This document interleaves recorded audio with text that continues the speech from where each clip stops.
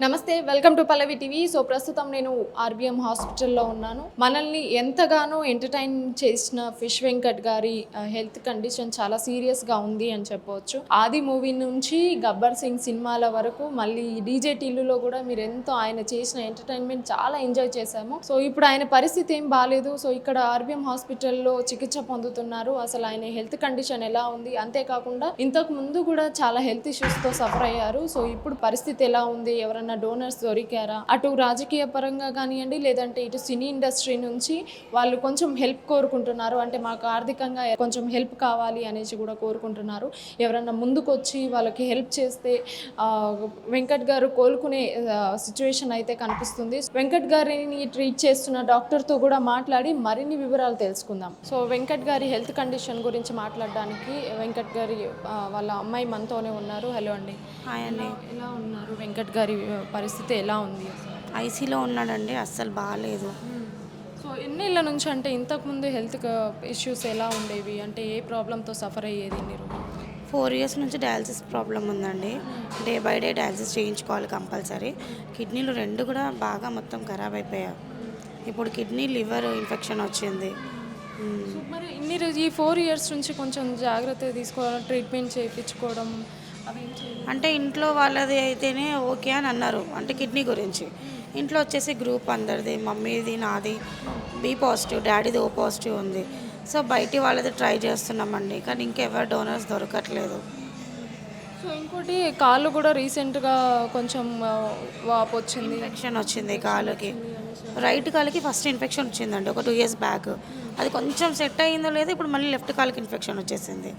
ఇక్కడ వచ్చి 1 week అవుతుంది, కరెక్ట్గా ఈ రోజుకి 1 week అండి.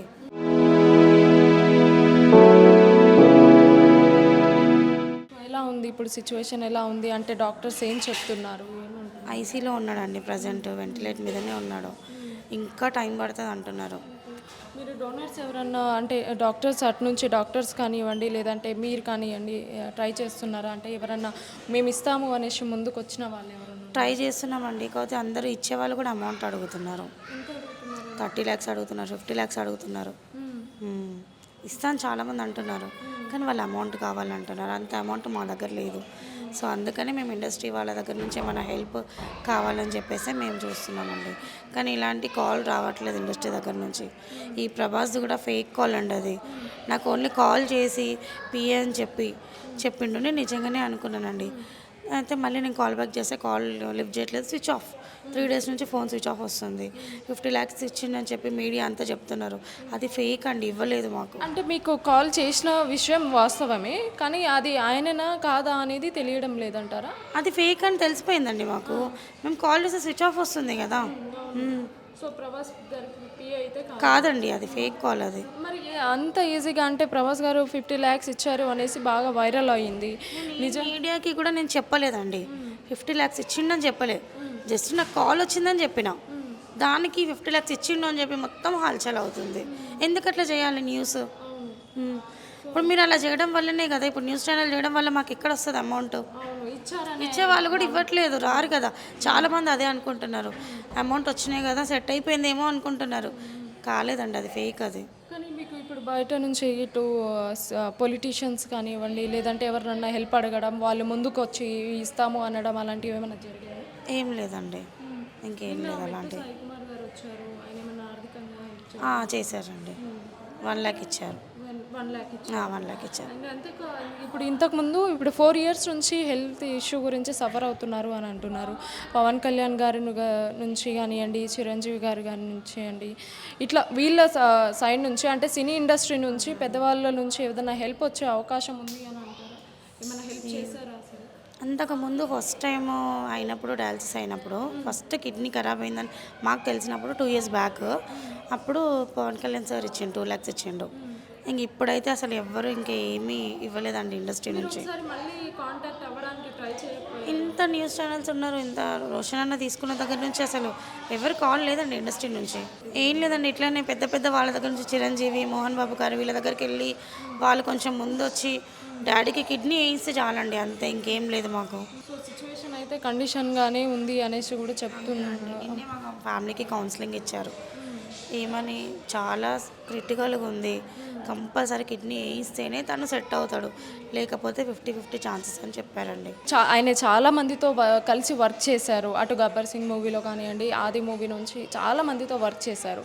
సో వాళ్ళ త్రూ నుంచి ఇప్పుడు అంటే పెద్ద పెద్ద హీరోల నుంచి కాకపోయినా వాళ్ళ త్రూ నుంచి ఏమన్నా మీకు ఆర్థికంగా గబ్బర్ సింగ్ టీం వాళ్ళందరూ మాతోటి ఉన్నారండి. అంటే అక్కడిక్కడ వెళ్తున్నాం, తిరుగుతున్నాం హెల్ప్ కోసం అని చెప్పేసి, వాళ్ళు మాత్రం ఉంటున్నారు మా తోడు. మీకు ఫిలిం ఛాంబర్లో ఏమన్నా పార్టిసిపేషన్స్ లేదండి, ఏం లేదు. ఎలాంటి ఆర్థిక హెల్ప్ కావాలి అనేసి కోరుకుంటున్నారు అండి? ఇండస్ట్రీ నుంచి అయినా సరే, గవర్నమెంట్ నుంచి అయినా సరే, ఎవరైనా సరే పెద్దవాళ్ళు వచ్చి డాడీకి కొంచెం కిడ్నీ చేయించమని అడుగుతున్నామండి, అంతే. మా నుంచి అదే రిక్వెస్ట్. ఇలాంటి ఫేక్ అయితే చేయకండి ప్లీజ్. ఏదన్నా ఒకవేళ అట్లాంటి మాకు హెల్ప్ జరిగితే మేము కన్ఫామ్గా ఇన్ఫామ్ చేస్తాం, వాళ్ళకి థ్యాంక్స్ చెప్తాం కదండి కంపల్సరీ. ఇప్పుడు ఒకవేళ ఇక్కడ కాకపోయినా మళ్ళీ వేరే హాస్పిటల్కి తీసుకువెళ్ళే అవకాశం ఉంది అని అంటారు. వేరే హాస్పిటల్ అని అనుకుంటున్నామండి. కొన్ని రోజులు గాంధీలో కూడా ట్రీట్మెంట్ చేయించారు అనేసి కూడా విన్నాను. లేదండి, గాంధీలో ఏం చేయించలేదు. గాంధీలో డయాలసిస్ అవుతుంది డాడీకి రెగ్యులర్గా, అందులోనే డాడీ చేయించుకునేది.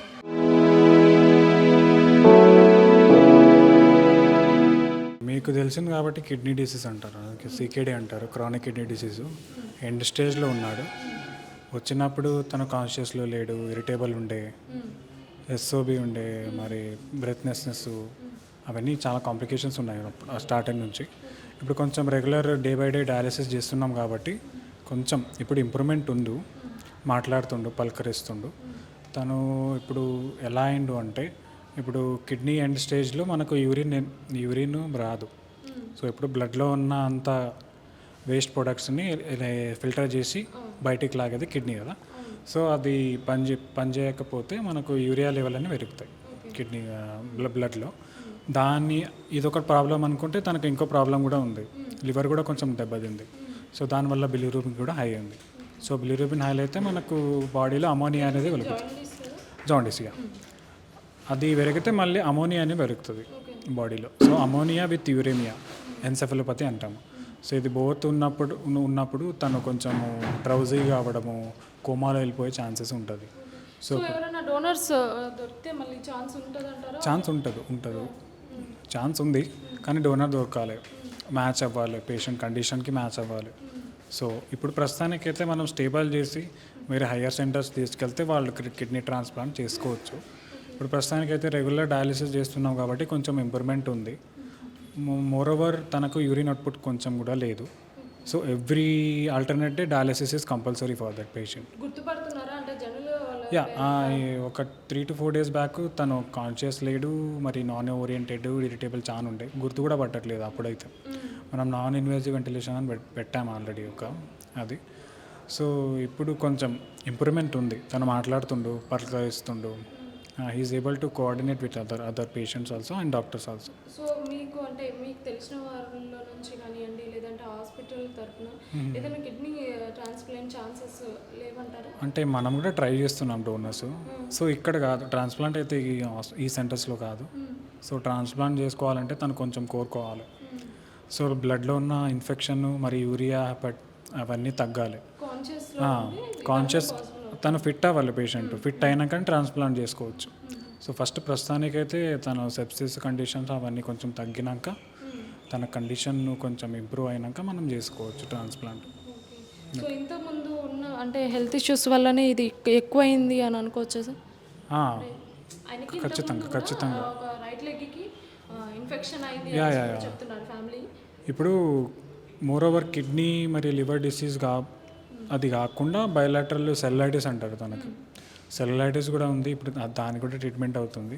ఇప్పుడు లాస్ట్ అడ్మిట్ అయ్యారు, లాస్ట్ హిస్టరీ కూడా అడ్మిషన్ ఉంది.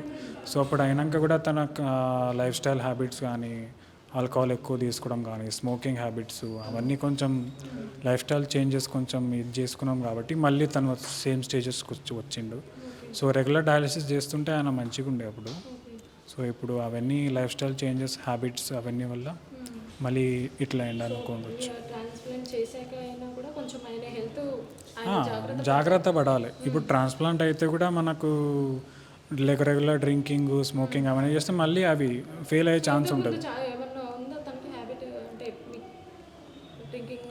డ్రింకింగ్ హ్యాబిట్ అయితే మనకైతే అంత ఇష్టం లేదు, కానీ వాళ్ళు చెప్తారు డ్రింక్ చేస్తారని చెప్తారు వాళ్ళ పేరెంట్స్, వాళ్ళ అటెండర్స్ అయితే అదే అలాగే చెప్తున్నారు. కానీ కిడ్నీ కూడా 2 years బ్యాకే కొంచెం డ్యామేజ్ అయింది. సో అప్పటి నుంచి ఇది ఎక్కువైంది అనుకోవచ్చు. ఇప్పుడు ప్రస్తుతానికైతే ఎండ్ స్టేజ్ అంటాం మనం, సికేడి స్టేజ్ 5. ఓకే. ఇప్పుడు దీనికైతే జస్ట్ డయాలిసిస్ చేసుకోవడం, కిడ్నీ అయితే టోటల్ షట్ డౌన్ అయినాయి, యూరిన్ కూడా రావట్లేదు. సో మనం ఏం చేస్తే కూడా డయాలిసిస్తోని వేస్ట్ ప్రొడక్ట్స్ తీయాలి బయటికి అంతే. ఇప్పుడు బయటికి పడితే కూడా డయాలిసిస్ కంపల్సరీ ఆయనకు ఆల్టర్నేట్ డే కానీ వారంలో ఒక 2 times కానీ కంపల్సరీ డయాలిసిస్ అవసరం పడుతుంది. సో ఎవరైతే వెంకట్ గారిని ట్రీట్ చేస్తున్న డాక్టర్ ఇప్పటిదాకా మాట్లాడారు. సో ఆయన చెప్పేది ఏంటంటే ఒకవేళ కిడ్నీ ట్రాన్స్ప్లాంట్ చేస్తే బతికే అవకాశాలు ఉంటాయి, ఆయన ఈజీగా కోలుకోవచ్చు. సో మొన్నటి కంటే ఇప్పుడు కొంచెం పర్లేదు, కాన్షియస్లో ఉండి మాట్లాడుతున్నారు, గుర్తుపడుతున్నారు అని కూడా చెప్తున్నారు. అంతేకాకుండా ఎవరైనా డోనర్స్ దొరికితే ఇంకా బాగుంటుంది అనేసి కూడా చెప్తున్నారు. సో ఎవరైనా ముందుకు వచ్చి సెలబ్రిటీస్ కానివ్వండి, ఇటు పొలిటీషియన్స్ కానివ్వండి, ఎవరన్నా ముందుకు వచ్చి కొంచెం వారి ఫ్యామిలీకి హెల్ప్ చేస్తే బాగుంటుంది అనేసి కోరుకుంటున్నాము. అంతేకాకుండా కొంచెం ఇది అయిన తర్వాత కూడా, కిడ్నీ ట్రాన్స్ప్లాంట్ అయిన తర్వాత కూడా స్మోకింగ్, డ్రింకింగ్ హ్యాబిట్స్ తగ్గించుకుంటే మేబీ ఆయన చాలా కోలుకోవచ్చు అనేసి కూడా డాక్టర్స్ చెప్తున్నారు. అండ్ ఆయన అందరి ముందు మళ్ళీ మంచిగా రావాలి, అందరినీ ఎంటర్టైన్మెంట్ చేయాలి, మరిన్ని మూవీస్లో యాక్ట్ చేసి మన అందరినీ ఎంటర్టైన్మెంట్ చేయాలి అనేసి మనస్ఫూర్తిగా కోరుకుంటున్నాము. అండ్ కెమెరామెన్ తరుణ్తో జ్యోతి, పల్లవి టీవీ.